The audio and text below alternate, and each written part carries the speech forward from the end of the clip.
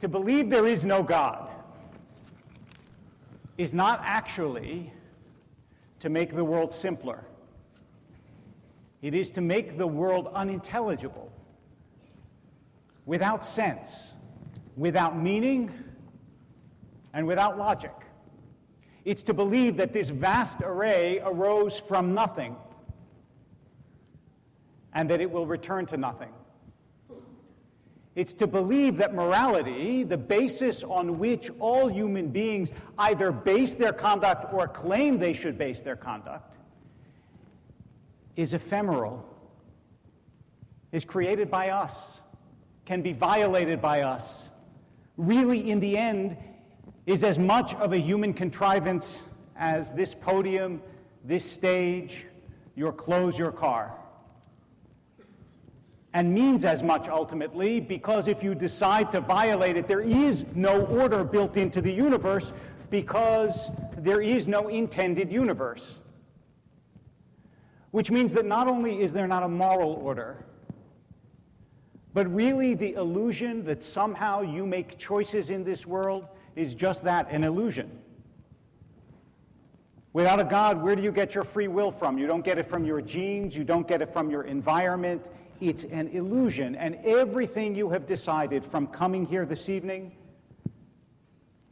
to the person whom you've chosen to marry, to the profession you've chosen to enter, to what you had for breakfast, all of that was determined from the beginning of time by these blind forces that we are told to believe are in fact the only sovereign of the universe.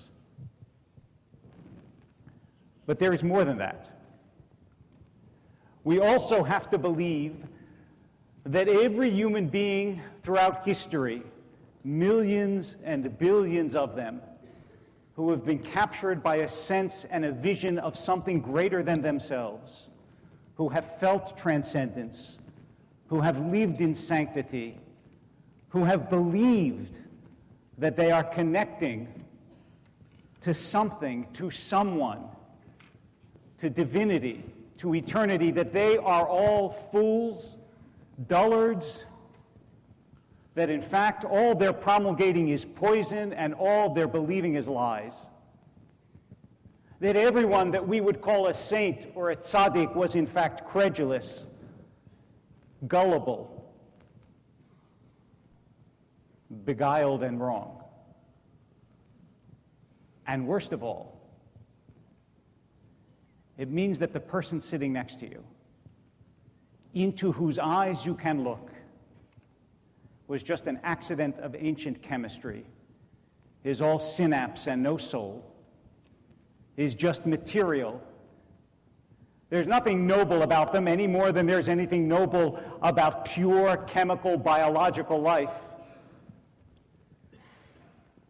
They came from nothing as the universe and returned to nothing. There is no eternity inside of them or inside of you. I don't believe it, and I don't think you should believe it. And as the evening progresses, I will try to make the argument not just that believing in God makes sense, but that it makes us better as individuals and as a people. And not only on the basis of the fact that religious people in study after study give more to charity, volunteer more, do everything from giving more blood to voting more often, but also that if you have lived a life of faith and in a community of faith, you know that it is true that you are constantly challenged to be better, that the dissatisfaction that you feel with the world is a dissatisfaction that is spurred on by the certainty that human beings are meant to be noble and meant to be good and intended for better things. I can't tell you what God is. Martin Buber said, the great Jewish philosopher, that God can't be expressed, only addressed. In other words, I can't tell you about God, but I can talk to God. And when I do, and I hope when you do, you understand that this is not a vain thought flung up at an empty universe, but that you are talking to something real, more real than that which you can see.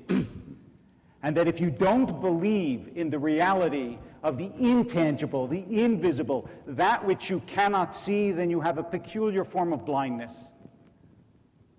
And that if you live in God's presence, then though at times you may feel as though the world doesn't live up to the expectations and hopes that you were taught,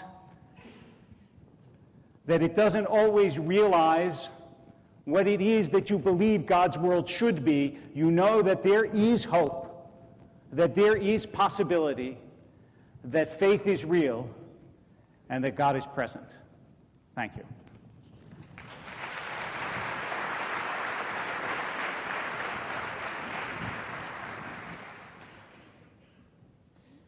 Shalom. Good faith requires that I suppose the best of my antagonist, and that when he said that religious people voted more often, he meant to say more diligently, or more thoroughly, or so. Right. Not like Texas. Because no. it could be said that Tammany Hall was a Catholic defense organization and a generally confessional and faith-based outfit. I know that's not the sort of level to which we'll be descending tonight. No, it would be far better, I think, if I said why I don't think it's terrifying to imagine that we are alone, and how much more terrifying it would be and more horrible it would be to imagine that we were permanently supervised and invigilated. So I'll have to begin from exactly the opposite end of the moral and ethical spectrum from the one that Rabbi Wolpe chose. Thomas Jefferson said in a phrase that's so haunting that once you've heard it, you can't forget it. He said, "I tremble for my country when I reflect that God is just." He thought he could discern a pattern. He was a deist. He did think that there was meaning in the observable universe, and he writes this in these words, unforgettable words, in the notes on the state of Virginia, and you can guess the subject that he's writing about. And you can guess what revenge he thinks the divine might take on these United States for its original sin of slavery. But I would reply in the following terms. If you presume that there is a just God, then really what is there to tremble about? Think of the thing that's worrying you most this evening. Think of the thing that's upset you most this week, or that you're most afraid of, for yourself or your loved ones, or your children, your relatives. It would dissolve into a tiny concern if you knew there was a just God. Everything would assume a completely different proportion. At once, there's a just God? What matters it, my trivial worries? But if there isn't a just God, if there isn't a permanent supervision that's all for your own good, and if you don't think that's a sinister idea, as I do, then it will follow that you may have to get rid of slavery on your own account. You may have to take the responsibility upon yourself as a human. You may have to invoke humanism and human solidarity and say, this cannot stand. I cannot live as a human while another person is in bondage. And I submit, just to begin with, just so you understand our difference properly, that is a much more noble and ethical and also much more logically probable position than the idea that one can refer these dilemmas upward to a supernatural dictatorship, to a celestial totalitarianism that may or may not be just, but we had better hope, since we believe in its existence, does care about us. That, in other words, that reduces us to the abject and much more to the random and the unconsidered than any scientific concept would do. Think about that little girl in Somalia. Think of what Jefferson said on another occasion about how only by one vote, because one man was sick, the Northwestern Ordinance on the abolition of slavery didn't pass. He said one man was sick and missed the vote, and it went the wrong way, and he said, and heaven was silent. Heaven was silent in that awful moment. Well, now just you transfer yourself to Somalia last week. Girl of 13, probably out for the first time unsupervised in her life. Things must have been very bad if she was allowed out without male supervision to begin with, but there's enough chaos to explain that. She's immediately pounced upon by a group of older men and very thoroughly raped and sodomized and beaten. And she goes to the religious court for redress. And the religious court knows its business, and it knows its texts very well. And it says, we don't know that it's true that what you say, that men abused you in this manner, but we can tell you've had sex. In fact, judging by your injuries, we can tell you've had a great deal of sex lately. But you're not married. So you're guilty of adultery. So now, before your wounds have stopped hurting, you're going to be buried up to your waist in hot sand, and laughing men will now take part in the only other cultural activity that gratifies the male sex in that part of the world, which is stoning a young woman to death. The people who did this knew exactly what they were doing, and they were in perfect conformity with their holy books, and they absolutely do not believe that anything happens randomly. They are not under the illusion that heaven is indifferent. They're not under the illusion that we are biologically created, that we're here because of the laws of natural selection and random mutation. They don't believe anything of the sort. They're utterly consoled by the idea that heaven intervenes and cares about every action. Otherwise, they wouldn't put themselves to the trouble of raping, torturing, and murdering a 13-year-old whose last moments you might want to take just a few seconds to imagine. It is not true, as is sometimes suggested by the people who've misread the brothers Karamazov and the speech by Smerdyakov in that great book, who says that if there's no God, then anything is possible. To the contrary, make the assumption that there is a celestial totalitarian dictator, and then absolutely any crime and cruelty is not just thinkable, but maybe required of you. Is the suicide bombing community, I invite you to ask yourselves, comrades, brothers, sisters, ladies and gentlemen, is it a secular community? Is the genital mutilation community a secular community? I don't think you'll find that it is. What are the historic justifications of slavery and genocide? There was slavery and genocide before monotheism, but monotheism codified and said that it was acceptable to do and carry out these appalling atrocities. You may be an atheist. One may be an atheist and be a nihilist. One may be an atheist and be a sadist. One may be an atheist and be a moral relativist or a fascist. Very unlikely the last one, I mean. Most fascists were very devout Christians, but it's almost mandatory if you're a Stalinist to be an atheist. It's not a position on its own, but it avoids the absolutely critical cruelty, which is that says that we owe a duty as original sinners to someone who created us ill, created us sick, and then ordered us on pain of torture and death to cure ourselves. And in the meantime mandated every kind of violence against womanhood, contempt for womanhood, cruelty against our fellow creatures, superstitious and crazed belief that it's possible to imagine. So I think that in the struggle for emancipation, which is where I began, and the one in which Mr. Jefferson, with half his heart and half his head, was able to take part, the very first cruelty and shackle to throw off is the man-forged manacle that is religion. Thank you.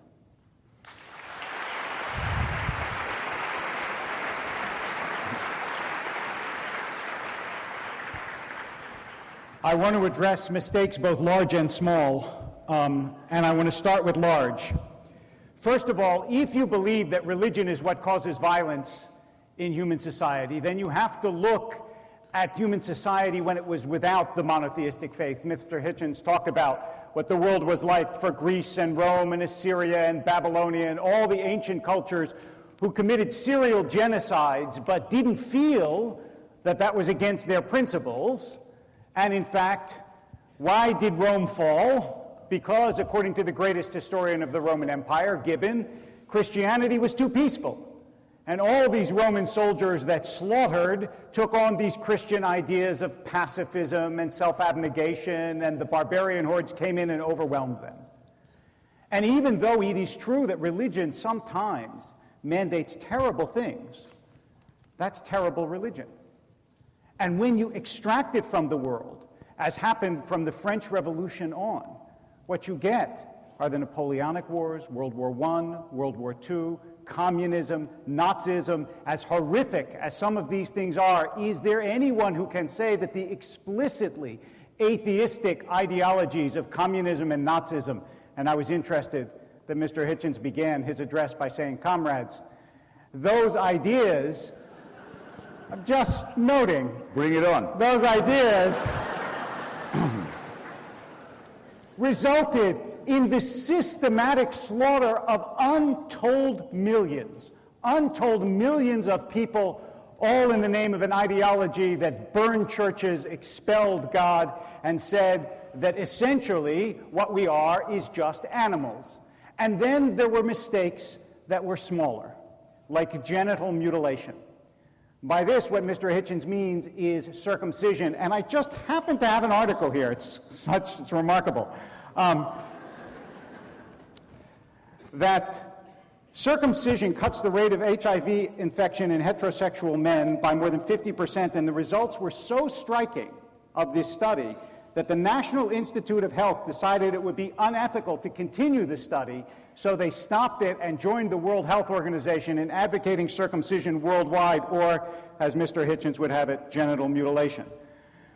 I don't think that such things ought to be spoken of lightly. These are, in fact, deeply held beliefs.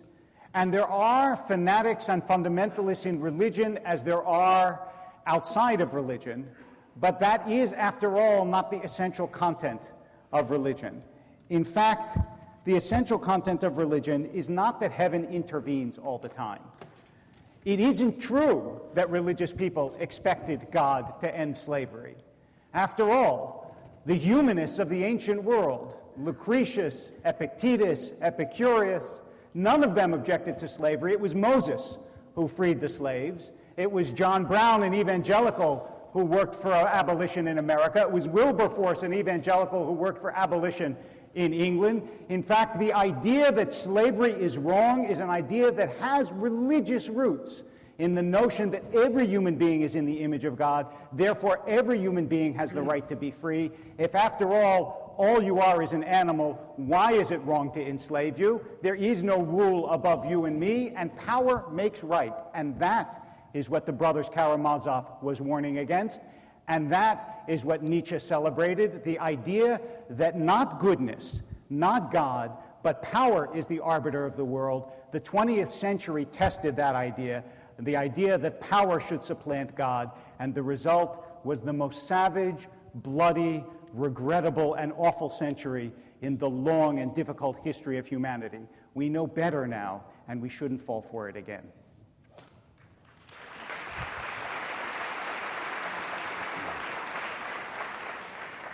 Again, willing to establish a millimeter or so of common ground.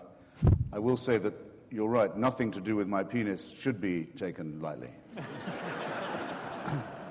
But if you read what the sages say about the recommendation of circumcision, Maimonides in particular, about the peria mestiza, you will find that it's exactly the same as the Islamic and animist recommendations in the case of the female. The point of it is not to protect against a disease no one had then heard of, but to, as far as possible, blunt the feeling of the sexual organ, male or female. And if you'll just allow your minds and imaginations free play, comrades, brothers and sisters, and ask yourself how much crime and misery and suffering has been the result of just of sexual repression, which is one of religion's main businesses, and the repression of the female gender, another of religion's main businesses, I think you won't want for examples, you won't lack for examples at that point. And so I'll just rest my case there. By the way, what the World Health Organization is talking about is a bit of loosening of the foreskin. Let's not go into too much detail here. It's not the full excision, the tearing off, the blunting, the dulling of the whole cock, if I may borrow an expression. And there's all the difference in the world. And by the way, this should matter to women as much as to men, if you ask me. Right. Now, I knew that it would come up at some point. We may as well get it out of the way now. It always comes up at these discussions. What about the relationship of secularism to totalitarianism? I invite the question, obviously. The rabbi put his case very well, but he overlooks the 3 or 4 most salient points about it. 20th century totalitarianism, I'll be quick. If you take out the word fascism or fascist in any account of 20th century totalitarianism and just put in Catholic right wing, you don't have to change a thing. You don't have to change a thing. From Portugal to Croatia to Spain to Vichy to Bavaria to Slovakia, where the head of the Nazi puppet state was actually a priest in holy orders, it's the same. It's the Vatican right wing. That's what fascism is. National Socialism, and by the way, the Vatican had a concordat with every single one of those governments from Franco to Mussolini to the Ustasha in Croatia. Fact, pure historical fact. Nothing secular about fascism, which is the origin of National Socialism. National Socialism, Hitler never announced his Catholicism. The Vatican also had a concordat with his government. It was the first treaty the Nazis ever signed. Prayers were said on Hitler's birthday by order of the Pope in every church in Germany, every Catholic church. The Protestants joined in so as not to be left out. The ideology of anti-Semitism and anti-Bolshevism was borrowed by the Nazis from the Catholic ideology of the time. Nothing secular about that. I'm sure Hitler wanted in the end to replace Christianity with the worship of himself and the restoration of some Nordic gods, but don't you be calling that, Rabbi, don't you call that secular. So that's for the so-called right wing. I'll be quick on the left. Picture yourself being Joseph Stalin, graduate of a seminary in Georgia. Would have made a perfectly good bishop if he'd stuck around that seminary. He's in charge of Russia, which for hundreds of years has been told, its peasantry has been told, the Tsar is a man above men. He's not just the head of the state, he's the head of the church. He's not divine, but he's a little more than human.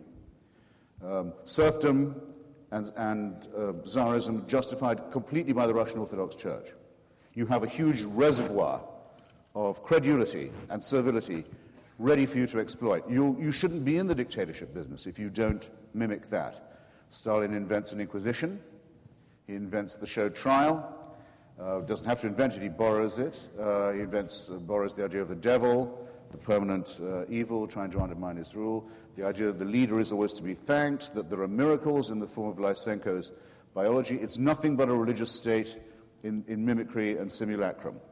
I could go on and describe why I know from experience that North Korea is the most worshipful state in the world. For your point, Rabbi, to stand, you'd have to say and prove the following. You'd have to point to a society in which the ideas of Epicurus, Galileo, Spinoza, Jefferson, Bertrand Russell, Sigmund Freud, Albert Einstein had become the dominant ideas of that society, and show why that adoption had led that country into slavery, bankruptcy, tyranny, and paranoia. And you won't ever be able to point that out, because the more the societies do gravitate towards those ideas, the more they thrive, flourish, and prosper, because they've left the childhood of our species behind and the dark myths of religion along with them. Thank you. David, you have to come over here now. But this is a crucial point.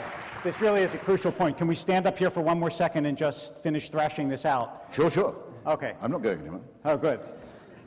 First of all, I don't think you want to build society on the ideas of Epicurus, who didn't like poetry and didn't like music, and also Galileo, who was a believer. So we have built communities. Galileo, whose famous statement was that the Bible is not supposed to teach you how the heavens go, but how to go to heaven.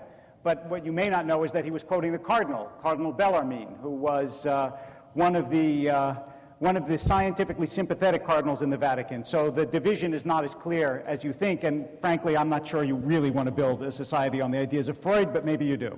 But more crucial is not the idea that religion, first of all, religion didn't invent otherness, right? All you have to do is go to a playground. What happens when a new kid comes to the playground? Right? Do the other children say, "Ooh, I'm going to be the first one to share"? No. They say, "Who's that new kid?" Right? The idea that a different group, a different person, an outside country, an outside religion is inimical to you is built into the human system. But The difference is, when you take religious ideas and make them secular, you have to ask yourself not why did Stalin adopt religious ideas, but why, when they were just religious ideas, did they never produce a Stalin? Not why was Hitler able to cow the church, but why did you have to take the church out to produce a Hitler? It's not that religion never instantiates bad ideas or anger or distance or cruelty. It does. Of course it does. But if you think that by taking the religion out, what you get is a perfect, pure human being, the opposite is the case. Right? If you want to talk about tyranny, look at North Korea and South Korea. North Korea, which Mr. Hitchens says is a religious state in the sense that it worships a person. South Korea, though, is a flourishing democracy that is a Christian state. Where would you rather live? In South Korea, is life perfect? No. Do people discriminate against people? Is there cruelty? Is there crime? Is there avarice? Is there greed? Is there hatred? Absolutely. But you have to take the religion out of it to get a North Korea. And that's the point. Not that religion is perfect. We can spend all night talking about the depredations of religion. But religion seeks to make people better. It doesn't always, but it seeks to do that. And when you extract it from a society, you don't get a better society. You get a totalitarian society. You get the 20th century. Gentlemen, they want us to continue our conversation over there. Will you? That's up to you. Go ahead. I'll go sit. You finish. Well, listen. South Korea is not a Christian country. It's a partially Catholic one. It's a partly Confucian one. It's a secular society, actually. One of the reasons for its success. With a flourishing and with religious pluralism, but no official religion. Right. And no inculcation of religion by the state. In North Korea, the leader of the country is a dead person. When George Bush writes to Kim Jong-il, the dear leader, he calls him Mr. Chairman, not Mr. President. Why is that? You ever noticed this? Because Kim Jong-il, the dear leader, the son, is the head of the Communist Party and head of the armed forces. He's not president. The office of president is held by his father, who's been dead for 15 years. So it's a necrocracy, or a thanatocracy, or a mausolocracy. These are the terms I've tried. And official teaching is the son is the reincarnation of his father. Mark this. And both their births were miraculous. So they're just one short of a trinity. And everyone has to worship all the time. And how can you tell it's religious? Because they have to thank all the time. They have to thank all the time. Thank you, thank you, thank you for all you've done for me. Thank you, thank you, thank you, dear and great ones, for all you do for me.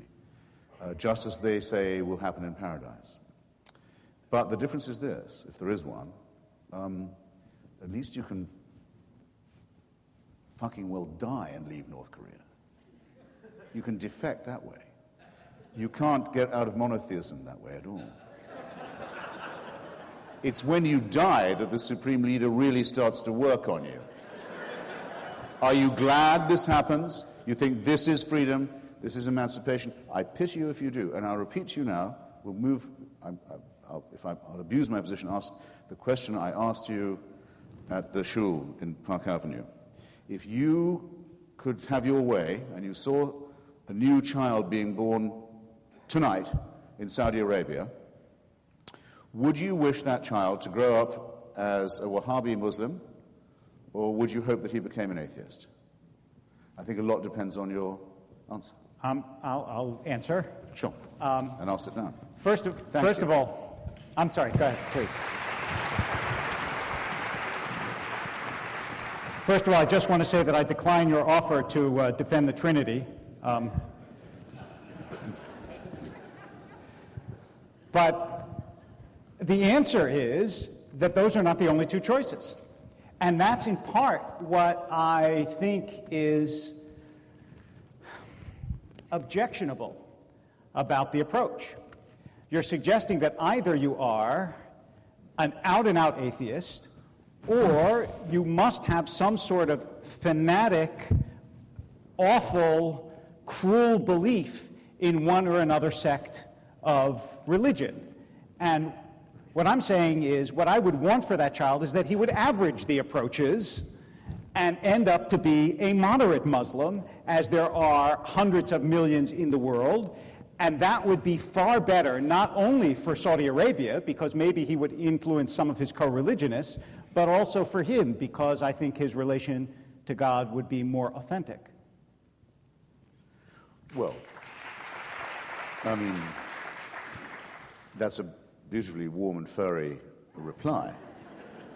I'm a warm and furry sort of guy. Okay, I did give you permission to sort of imagine what you might like, and you thought of all the things you might like. You know, he wouldn't just be a moderate Muslim, he'd be nice to animals and good to his sister and so on. No, wait a minute. Do you really wish that my wish that this society be secularized and religion and state religion be brought into contempt and thought of as the main obstacle to progress, would that not be better for you than continuing adhesion to faith?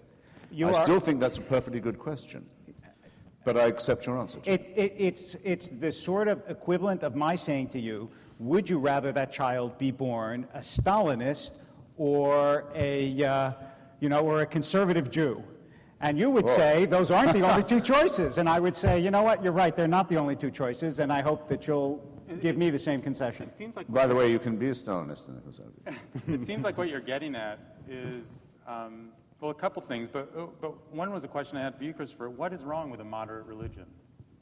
What's wrong with, say, liberal Judaism, which doesn't see, it doesn't see the scriptures as divinely written? The main thing that's wrong with it is that it doesn't give me enough to argue with.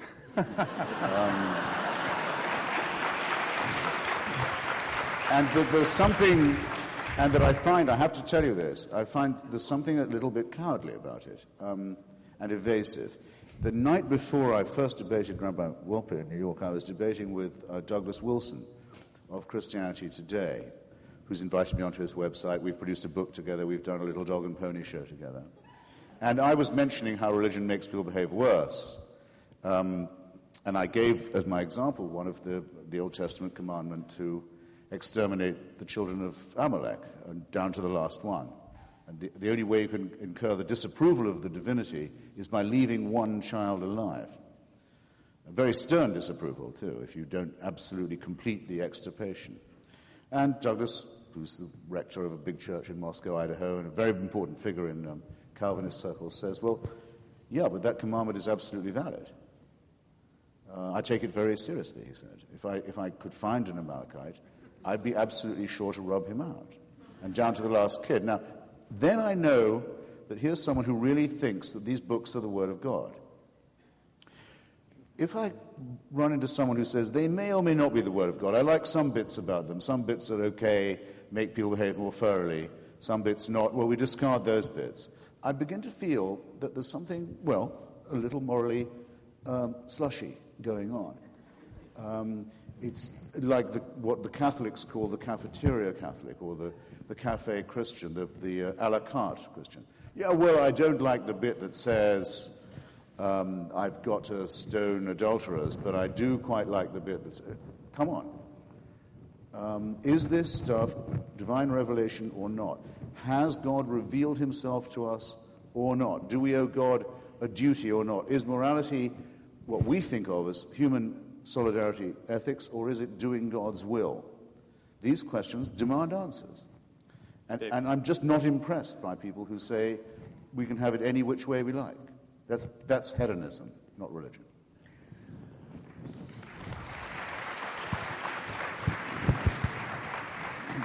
I would say two things in response to that. The first is that it's interesting to me that the two extremes agree.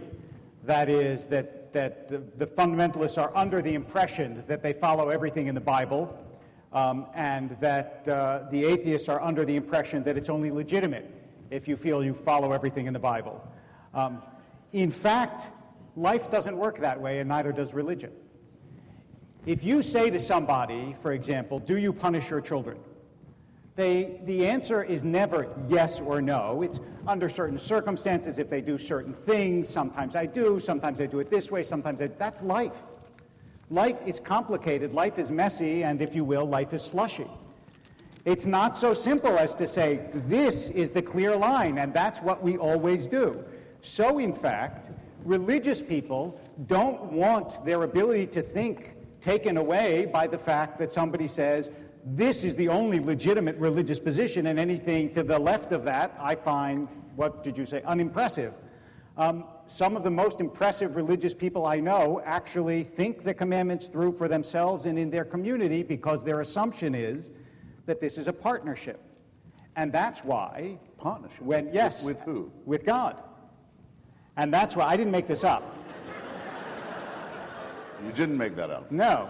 It's called shutafut. It's, we'll go through it later. But that's why when Moses goes up, after breaking the tablets, and Moses goes up Sinai for the second time, it says that Moses wrote the second set of tablets. It doesn't say that God wrote the second set. God wrote the first set, then Moses writes the second set. And as the commentators point out, that's because God and human beings are partners in this world. As a Hasidic rabbi of a couple hundred years ago put it, God speaks in human language, and therefore we don't draw clear, bright lines, because life isn't that way. And when someone does, it makes me just as suspicious as it does for you when someone doesn't. I can... Your whole congregation is in here somewhere. Yeah. And let me tell you, they're all getting dues reductions. Look, I would just appeal, I would just ask the audience to consider, if I wanted the moral pragmatism and relativism that we just heard, why would I want holy books to get there? To say, I decide on the merits and on case by case whether or how to punish a child. What do I need the Word of God for? What's the point of all this in that case? There's nothing awe-inspiring, there's nothing magnificent about it. It's just, hey, you can occasionally consult. If you don't like what you get, you don't have to enforce it. Well, why not just be a secularist? I mean, the thing I do like about Judaism is something that you haven't, in fact, chosen to stress, which is it does in some ways constitute, I would not say a partnership with God, but a willingness to rebel against him. That's different from Christianity and Islam. I mean, there's it's Rabbi Eliezer, I think, the debate about who's right about this question of the law, and he says, if I'm wrong, you know the story, let the river flow backwards, let the carob tree walk on its roots, let the roof of the temple fall in, and all these things happen. He still won't give up. He said, okay, if I'm wrong, let God say that I'm wrong. And God leans in and said, actually, you are wrong. You've been wrong all along. And Rabbi Eliezer says, well, not even God can decide this, because it's a matter of the law and of the majority in this meeting. And Elisha is supposed to have been asked later on, what did God think about all that? And he thought, well, it means the Jews are a bit more promising than some other groups of people I know. This is very nice, but don't you think it's a little bit anthropomorphic? Doesn't it suggest that we make God in our own image rather than the other way around? And wasn't that my point to begin with? Well, first,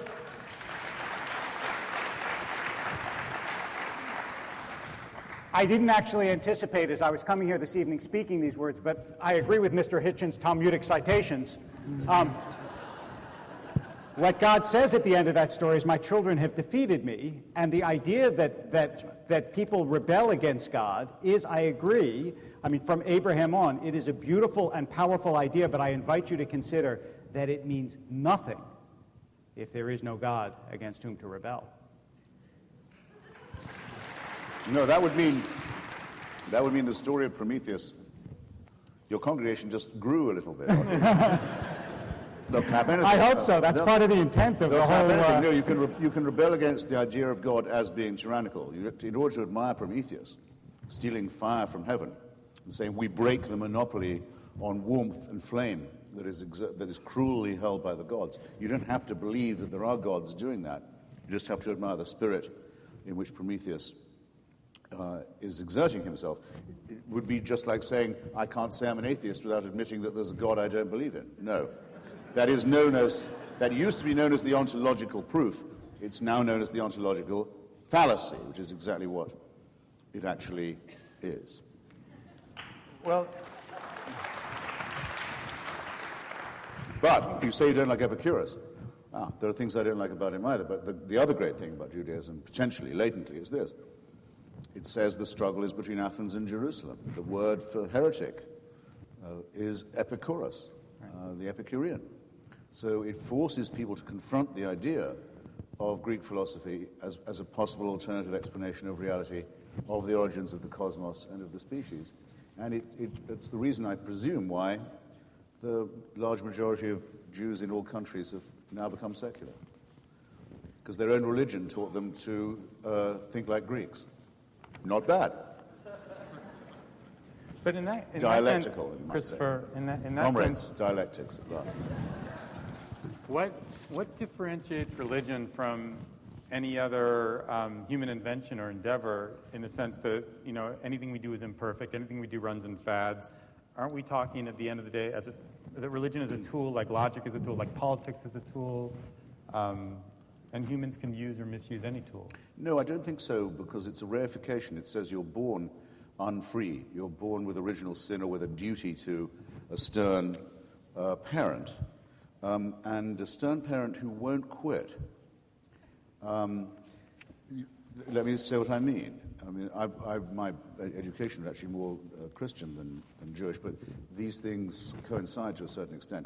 You're taught that you must love someone, and you owe a duty of love and respect to someone who you must also fear. There's something to me rather sinister in the idea of compulsory love that must be owed and paid as a debt to someone of whom you're slightly terrified. You're just talking about Jewish mothers. Well, yes, and who... Well, no, it's more the... In this case, it's more the joke about the speaking role. It's more the father. It's more the eternal father. If the idea of the eternal father doesn't worry you, it should, because I don't know what your life experiences have been, comrades, but some of you may have fathers living. I'm sure a lot of you have fathers who have died. But if you had a father who said to you, "I'm never going to die," how would you feel? Fond of the old man as you might be. I'm never going to die. Your grandchildren will never see me die either. Your great-grandchildren will never see me. I'm never going away. That's not parenthood. It's not fatherhood. It's tyranny. And what does it do to you? It infantilizes you. It means you can never grow up.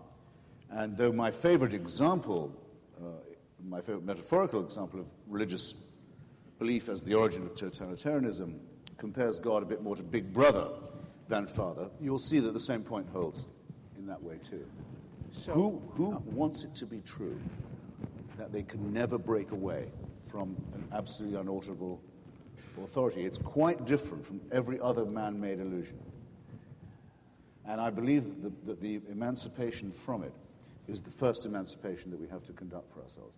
We can't be free till we break that chain. I think that there's a certain impoverishment of... Oh, go ahead. I don't want to step on your congregation's My wretched congregation. applause. Right. Some congregation. Actually, that was my congregation. They're charitable by nature.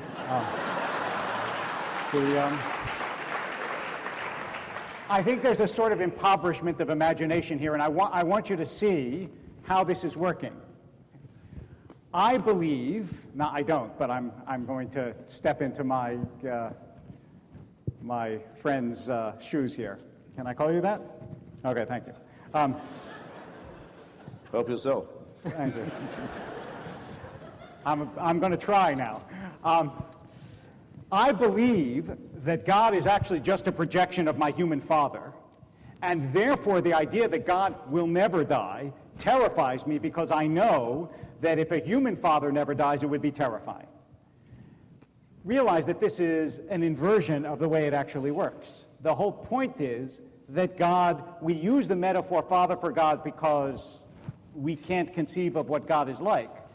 But it's not like having a human parent.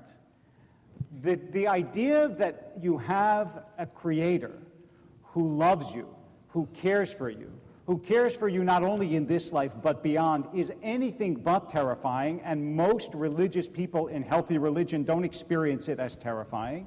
They experience it as consoling. They experience it as powerful and meaningful, and it's very rare, I must tell you. I have been at the bedside of many people before they've died. It's very rare that someone has said to me, "Oh, dear God, I just hope that there is no God after I die, because that would be terrifying."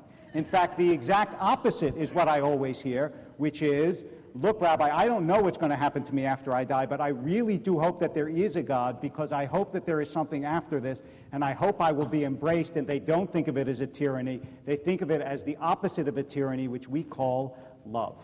But now I see with horrific clarity why you didn't like my mention of Sigmund Freud. I mean, Nietzsche is supposed to have said God was dead. Freud is supposed to have said God was dad. In the future of an illusion, his best essay on the subject, I think, he says that it's impossible to study religion without noticing its connection to wishful thinking.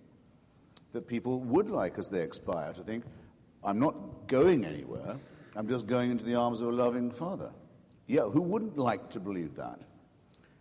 Who here decides what they believe on the basis of their wish, though, may I inquire? Do any of you decide to believe things because they would console you? What about a word like, hasn't come up yet in our discussion? Big, interesting, important word, begins with E, evidence. All the evidence is that the cosmos doesn't know we're here, that evolution doesn't know it's created us, that the stars don't look down on us, that there is no one who knows about or cares about or supervises our existence, that we have to face this on our own responsibility. That all the evidence is that way. There is no serious evidence any other way, but there is a strong desire that we could abolish and dissolve our responsibility and just relax and say, well, I'm so glad that as I check out, Daddy will be taking care of me. I've got some evidence. I don't think it's moral to be preaching that kind of thing. I'm sorry to say. And I think it's positively immoral to be preaching it to people who are ill, suffering, and defenseless. I think it's hateful to tell lies to people who are in that condition. What would you tell them? I would not encourage them to delude themselves. I just want to say... And when my turn comes, I won't listen to any rubbish of that kind. I want you to... Oh, go ahead. I could not possibly be more serious about it. You executed a very clever two-step there, and I just want to illustrate it. First, you said to believe in God is to believe in a stern totalitarian father, and when I pointed out that that's not the religious belief, you said, aha, to believe in God is wishful thinking, which is not true. Now, you can't have both. Yes, I can. So yes, you can, right. So let's take number two, where you said there's absolutely no evidence that the universe knows we're coming. Actually, there's two kinds of evidence. The first is that the universe exists in the first place, which, as you know, is an extraordinarily improbable event. Just look at a book like Martin Rees's Just Six Numbers, where he talks about, as many astrophysicists do, the odds that the universe would actually be constituted are 0.0000 to the billionth power, because all these various astronomical constants have to be exactly right, balanced on a knife edge, in order for there to be a world. So that's the first piece of evidence that the world knew we were coming. And the second piece of evidence is consciousness, which is, how do you get consciousness from inanimate stuff? If the world is composed only of stuff, how do you get ideas? How do you get my throwing sounds up into the air and somehow you catch them and your minds are changed or not changed by them? In fact, I think there's a lot of good evidence, if you want to open yourself to this possibility, that not only did the universe know we were coming, but it made provision for us, and if you'll allow me to, is glad we're here. No, I won't allow you to. I by no means permit that. But first, to your first point, yes, there's no contradiction whatever in saying that the image of God as a totalitarian dictator and the image of God as a benign paternalist are contradictory. There's absolutely no difference between the two concepts. What dictatorship has not said that it's there for benevolence? That is the selling point of dictatorship. You don't have to worry. You don't have to vote. You don't have to be citizens. You don't have to think. We'll publish the newspapers for you. You don't have to publish your own. We'll do that all for you. That's the whole point. You're not needed. You're just there to applaud and to thank. That's the whole point to begin with. The whole horror, to me, of a dictatorship would be that it would say it was for my own good. That's exactly the denial of liberty that I was trying to talk about. So, no, those concepts are the same. Now, to this knife-edge point, why are people so impressed that it so nearly didn't happen? Some designer, I might mention, on the knife-edge point. Knife-edge is exactly the right metaphor, as it turns out. Just in the little far-off suburban slum of our tiny solar system, that's a detail in the cosmos, just the one we know. We know the following, that of the other planets, all of them are either much too hot or much too cold to support any kind of life at all. If they ever did, they don't any longer and will never do so again. And that is true of very large tracts of our own planet. They're either too hot or too cold, and it's on a climatic knife edge as it is, and is waiting for the sun to swell up into a red dwarf, boil the oceans, and have done with the whole business. And we even know roughly the date on which that will occur. That's just in our suburb. It's in our hood. So we may have a little bit of somethingness now, but there's a great deal of nothingness headed our way.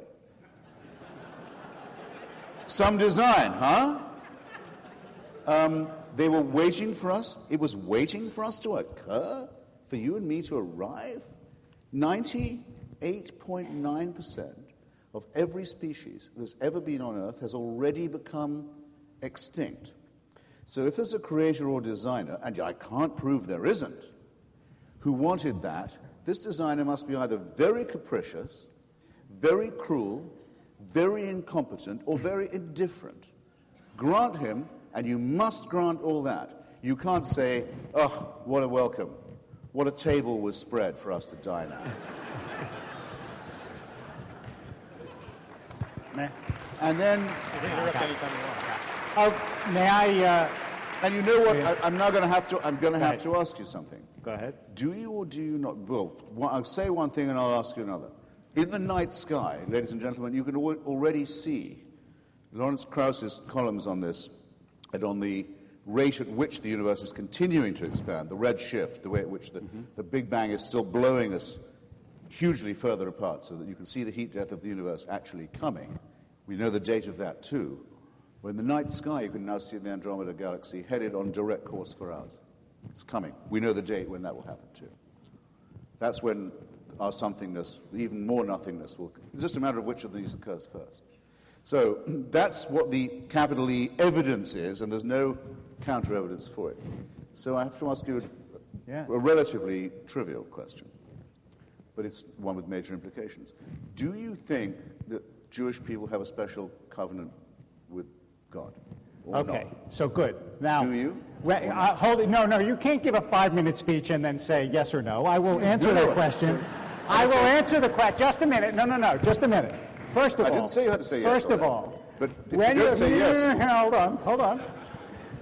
First of all, I want to go back to the original. If we can cast our minds back to those olden days when you started talking about that a dictator can be both loving and fearsome, because, and I wrote down your words, you're just there to applaud and to thank. No religion, and certainly not Judaism, tells you that. You're there to be good, to make the world better. You're not supposed to be quiescent. You're not supposed to be a servile follower. You're supposed to do good deeds in this world. After all, that's what most of Jewish law is about. It's about how we treat each other. So this notion, So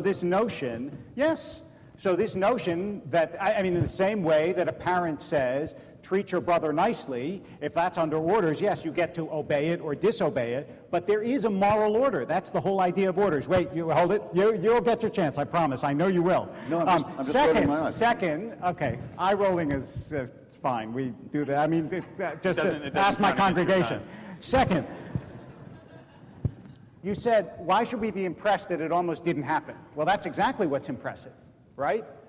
What's exactly impressive is when a juggler almost doesn't catch it, but does catch it. What's impressive is that it's very improbable that the universe would be created, yet it is.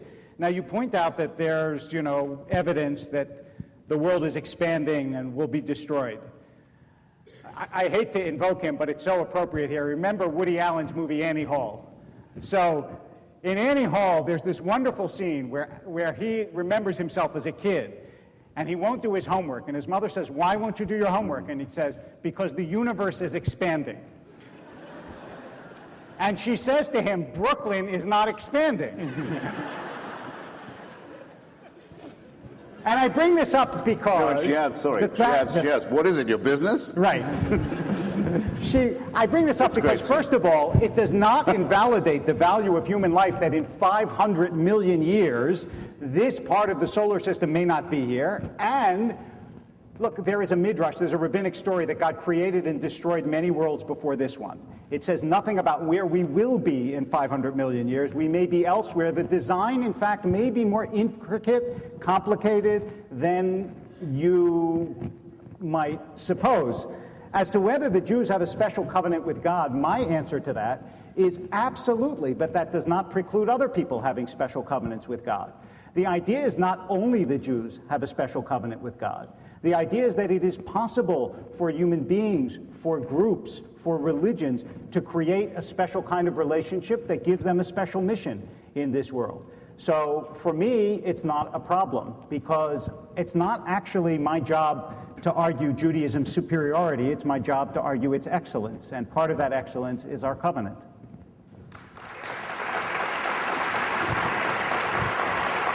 You want to answer? No. Okay. Just wanted to hear him say it. Let's talk a little bit about, since you mentioned history and evidence. David, when the historical record clashes with religious myth, why do people of faith choose story over history? And what can religious leaders do to encourage a more enlightened form of religious practice and thinking that takes history into account? Christopher mentioned the Greeks and the Jews, and we're coming up on Hanukkah, which has a very specific dark history, and yet we celebrate it in this kind of happy, light way. But how could you go about taming that religious impulse to disregard facts and history? Well, I think that, this is a question dear to my heart, as you know. And it seems to me that one ought not to preclude the other. That is, that we ought to teach, to take Hanukkah for an example, we ought to teach both what happened and also what we learned from it, good and bad. That if you make a historical claim, it deserves to be evaluated by history, but a historical claim does not invalidate a spiritual or religious claim, and they operate to some extent, even though they are somewhat interdependent, they also operate on different levels. And that's, the way you teach that is by teaching it. The way you teach that is by telling people, and by submitting that which can be submitted to evidence.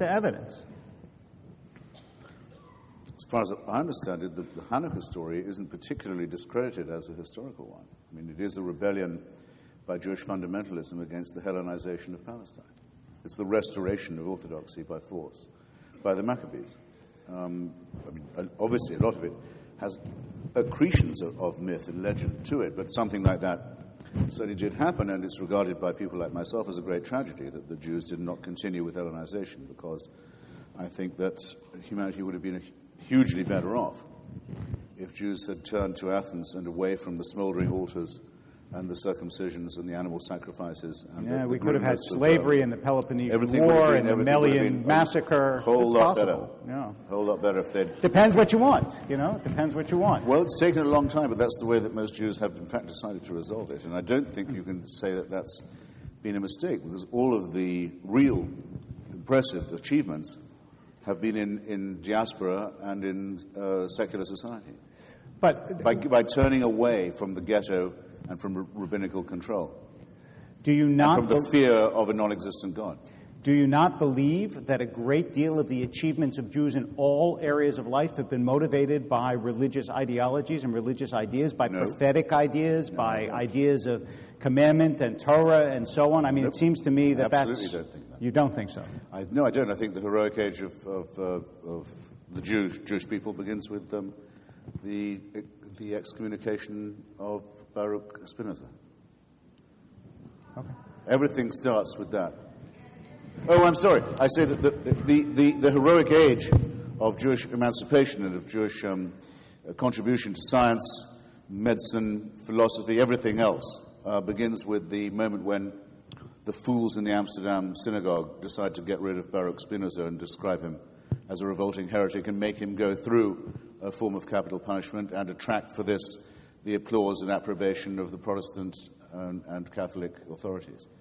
Jewish emancipation from anti-Semitism and from ghettoization begins with Spinoza, and it means leaving behind. It means leaving behind all the horrors of the rabbinical dictatorship. You know, this is a question that I've been wanting to ask religious scholars and atheist scholars for a while, and I'll tell you why. Because I don't think we'd be having this conversation if, at least not with the same intensity, if it weren't for what happened on September 11th, 2001. So on that day when 19 men took 3 different airplanes and each one prayed to God that they would succeed, you had passengers on those 3 airplanes terrified, praying to God for those men to fail. So I guess my question to David is, if prayer works, how did it work that day? And my question to you, Christopher, is, if those people didn't have prayer in those last moments, what would you suggest they do? Either one. Okay, so I think that for both of them, if you believe that prayer, I mean, look, I understand in a moment of desperation that people pray that there will be a sort of magical intervention in the world. But I don't believe that that's how prayer works, and I don't believe that most people who pray day to day in healthy faith believe that this is a sort of slot machine that where you have good odds that if you pull the lever enough times, you'll get the result.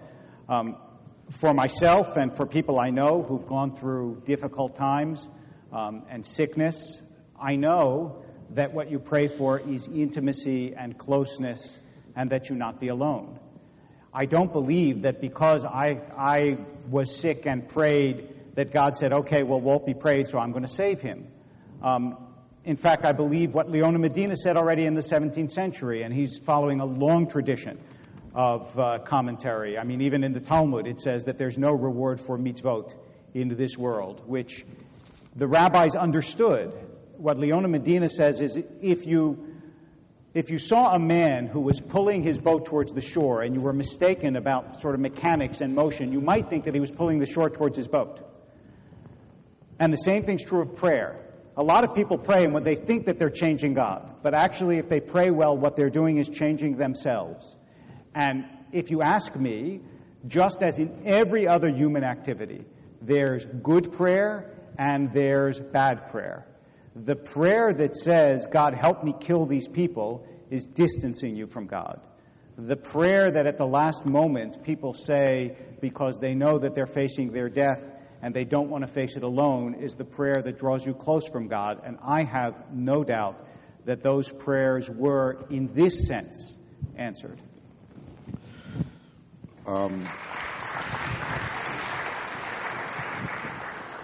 There was a Sufi imam in 13th century Basra, in today's Iraq, in Mesopotamia, whose prayer was, "Oh God, if I believe in you for my fear of hell, send me to hell. If I believe in you because of my wish for heaven, deny me heaven." So he was asking to be given responsibility. I would say that wasn't a prayer or even a mantra. I'd say that was a decent reflection.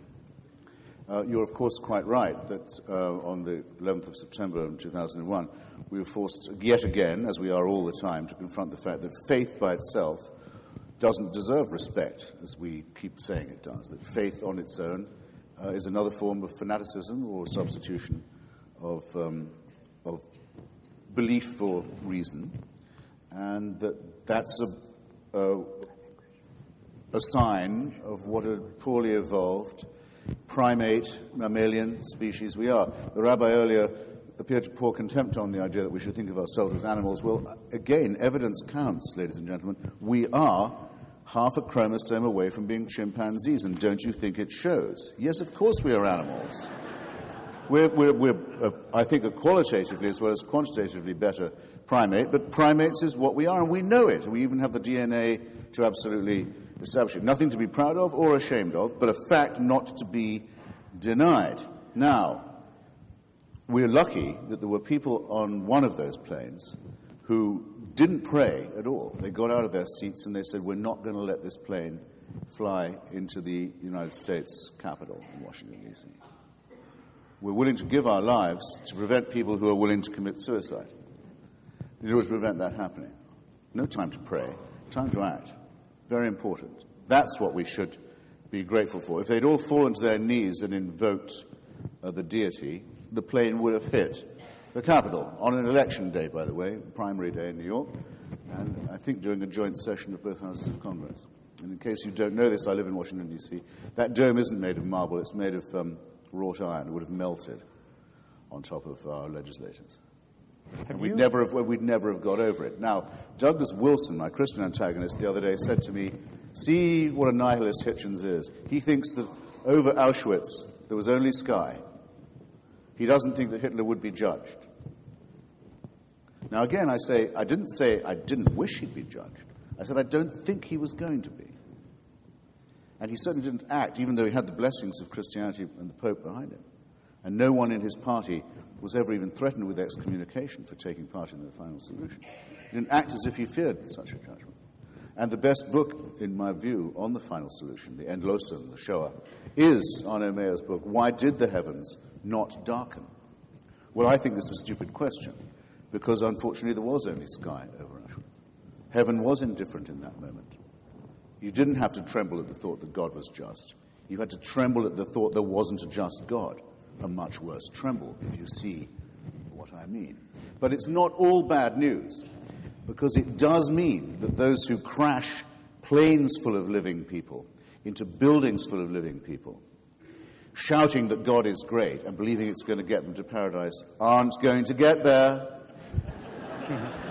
About that, one is only about sorry. That we agree. One is only sorry, and very sorry in my case, that there's no moment, at the moment of their extinction, there's no moment when they think, damn, it isn't. But wishful thinking can't help that either. So my settled verdict on this is, they want to die, and I'm here to help them do so. And so should you be, and everyone in this room should be ashamed until they've done something to kill at least one jihadist or bring about the physical and moral and political and military defeat and humiliation of these people. And the God in which they believe. And the non-existent deity in which they dare to take permission to try and kill us all.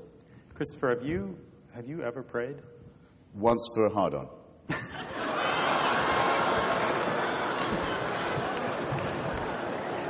And I don't know whether it worked or not. As a rabbi, I may be wrong, but I thought you said that I was obsessed with Freud. I'm not going to tell you what happened, and I don't know whether it was the prayer in either case. Does prayer work? But you had to ask, so I have to tell. I'm going to give you both a chance to give some concluding statements, but before I do that, I wanted to ask one last question. No, I've shot my bolt now, I think. Yes, please.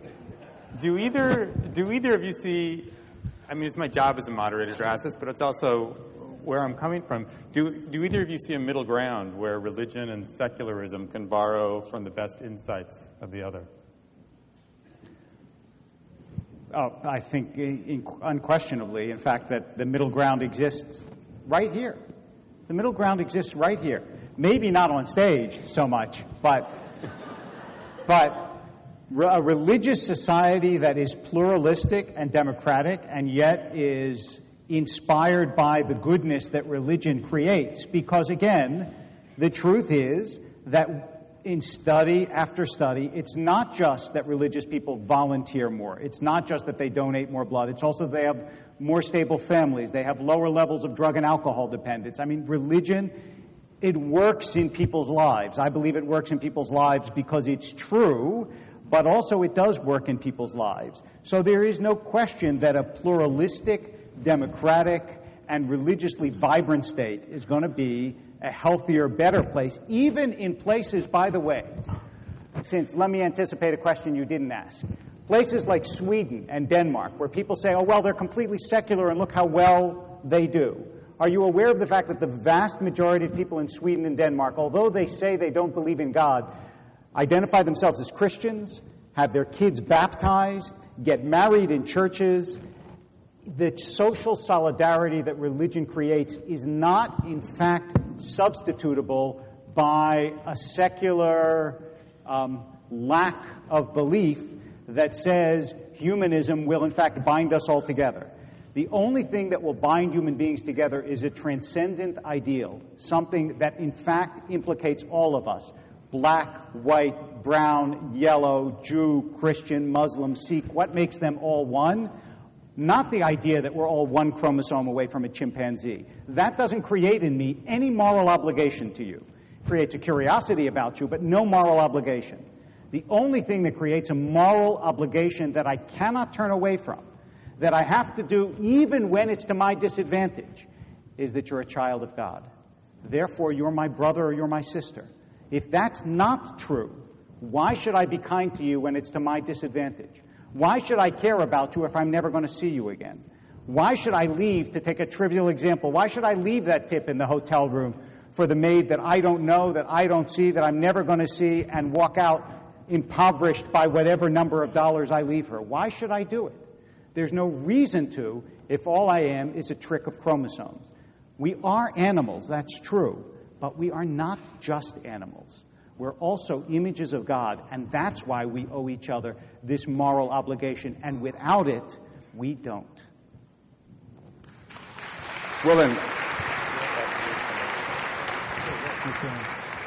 Well then, you'll have to come up with an answer to my challenge, which you've heard before, which I've put to the Archbishop of Canterbury in person, I put in print and put in... Sorry. Okay. Then the rabbi will have to come up with an answer to my challenge, which he's heard before, which I've put in person to the Archbishop of Canterbury, many senior religious figures in real life, real time, and I've put in print and on air many, many times. It's this. If you believe the extraordinary claim that Rabbi Wolpe just made, you'll simply have to do this. It'll be easy for you. Think of a moral statement made or a moral action performed by a believer that I couldn't perform. My turn? No. We're letting it sink into them, and I'm telling them there's a prize. Okay? No one's ever come up with it yet. There's a corollary, by the way, question. Think of a wicked thing done by a religious person that's done because of their religion, or a wicked statement made by a religious person done purely because they are people of faith. You've already thought of one. No one's ever come up with an answer to my first one. I don't make the chromosomal point as a moral one. I say it's dangerous to say that we mustn't act as if we were primates, because we must not act as if we don't know this. Now, why do I like to give blood? I can tell you easily. It gives me pleasure to give someone else blood, and I give a pint, but I don't lose it. I have a cup of hot tea, lie down, have some water. I've got my pint back in a couple of hours. They've benefited. I haven't lost. It's an almost perfect socialist logarithm.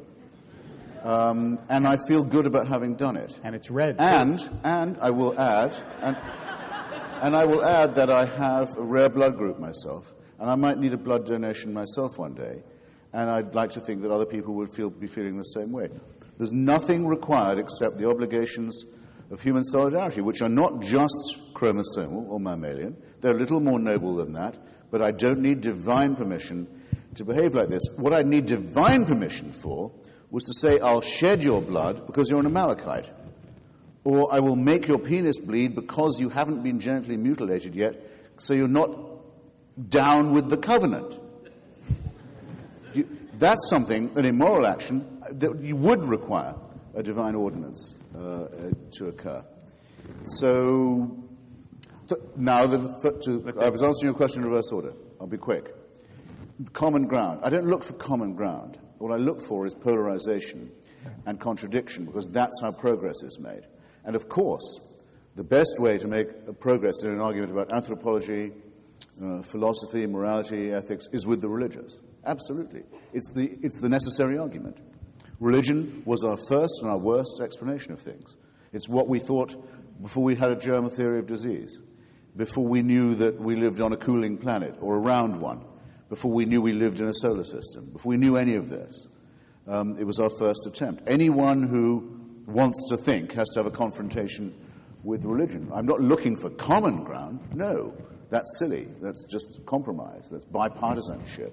That's not appropriate for this kind of thing. No, I'm looking for the kind of intellectual combat where heat produces light. And after all, light doesn't come from any other source but heat. So,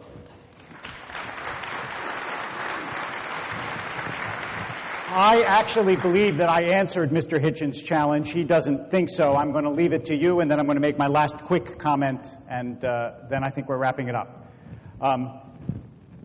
The question is not, can believers do things that non-believers can't? Because after all, if you reverse it and you say, do believers do things that non-believers don't in wicked ways, they may do things that non-believers don't, like say, I will kill you because of God. But that's something a non-believer could do. That is, they're physically able to. The question isn't whether believers are suddenly physically able to do things that non-believers can't. It's not that believers can fly and non-believers can't, even though in the Middle Ages they claimed miracles. But, I mean, believers and non-believers have the same physiology. But there are things believers do that non-believers don't do, that are moral actions. Some of them are great works of art, right? There's great religious poetry. There's great religious music that non-believers would never have produced. There are also moral actions like Shiva minions after somebody dies. There are actions like praying around the bed of somebody who is dying, which even if you don't believe changes God, comforts the person who's dying. So there are, in fact, actions that human beings that are religious take that people who are not religious never do take. And that seems to me a perfectly adequate answer. I'm surprised if the Archbishop didn't say the same thing, but it seems to me a perfectly adequate answer to the challenge. And let me finish with this. It's not true that heat is the only source of light. In fact, in Genesis, God waits to create the sun, but on the very first day before there is a sun, there is darkness and there is light. There is a light in the world that's not a chemical light, that is not generated by stuff. It's a light that everybody here acknowledges exists. It's a light that exists inside you. You may, in fact, sometimes deny it, but it's real. And that light comes from something beyond the sun, something greater, and you are part of that something greater. And realize that in the name of a spurious nobility, what, in fact, atheism is doing is diminishing you, not ennobling you, saying that you are less than you are. Don't accept it. The greatest sin, according to an old Hasidic statement, that a human being can make is to forget that they are children of the Creator. In other words, to feel yourself as less than something eternal is to make yourself little, to make yourself small, to make yourself unnoble, to make yourself something that no human being, having reached so far after so long, should do, which is to believe in the non-transcendence of human beings. I'll close by telling you something that Heschel once said. Abraham Joshua Heschel, the Jewish theologian, asked why Judaism prohibits idolatry. He said, after all, people think that idolatry is an insult to God. You create this statue, and you say that's God, and God gets insulted. He says, but look, God is God. It's not going to hurt God to insult God. The question is that there actually exists in this world an image of God. It's in every human face. And when you point to the products of human beings and say, that's eternal, it's not that you're insulting God. It's that you're insulting yourself. And that you're not permitted to do. And you shouldn't let anyone else do it either.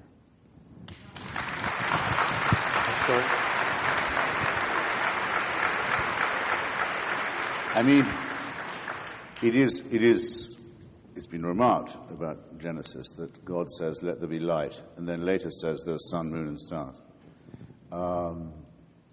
And some people think that's a contradiction. Where did the light come before the sun, moon, and stars? Well, if you think, which I didn't suspect that you did, that Genesis is a literal account of creation, then that would be one metaphor for the Big Bang. Certainly did precede the formation of sun, moon, stars, or any other celestial bodies. But I think that the account given by Stephen Hawking of that is much more persuasive and more convincing than the account in in Genesis.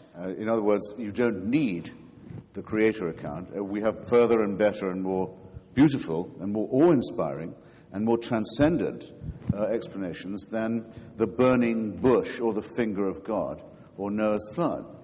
The same is true, I think, and I'm very glad this point's come up, though I'm sorry it's come up at the end, of the idea that only religion can lead to beauty or aesthetics.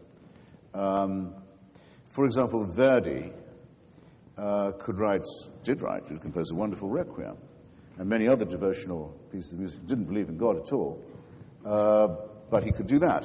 Mm-hmm. I think that example on its own means your case falls, because it's not necessary to be a person of faith to produce devotional work.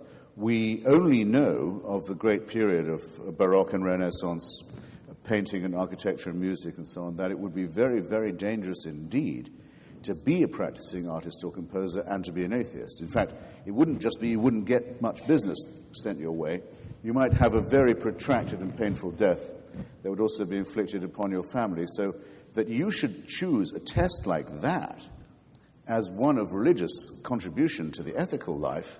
Do you know what happened to painters and writers and architects and thinkers who didn't affirm the Trinity in those days? Do you know what happened if you were Jewish in Spain and said, I don't subscribe to the prevailing orthodoxy, but I'd still like to be able to publish or to do? You know, come on. How dare anybody say this proves the connection between religion and morality? It's a scandalous thing for the rabbi to have averred and to say, well, oh yes, I can think of another moral thing that believers do that non-believers don't. They pray around deathbeds. Excuse me, that's not even a tautology. So I'm sorry to say that my challenge still stands, and it seems to me to have become a little more salient, given the rather morally horrible accounts of the matter that the rabbi has just given. Now, just on this point of transcendence and numinousness, I think it's a big cultural task. I wrote a book about the Pantheon, available at fine bookstores everywhere. I think the Pantheon is an extraordinary building. I don't think it could have been done without people of faith, in a sense. Their faith was in the cult of Pallas Athena, and also in the cult of the Eleusinian mysteries, and of, to a secondary, tertiary extent, Athenian imperialism. Otherwise, it couldn't have got done.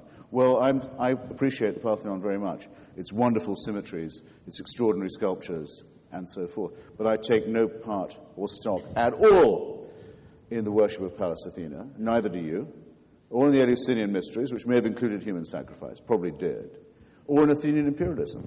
The great cultural task is indeed to separate what is in us artistic, aesthetic, numinous, transcendent, from the supernatural, the superstitious, and the cognate word for that, the barbaric. And there I'll stop.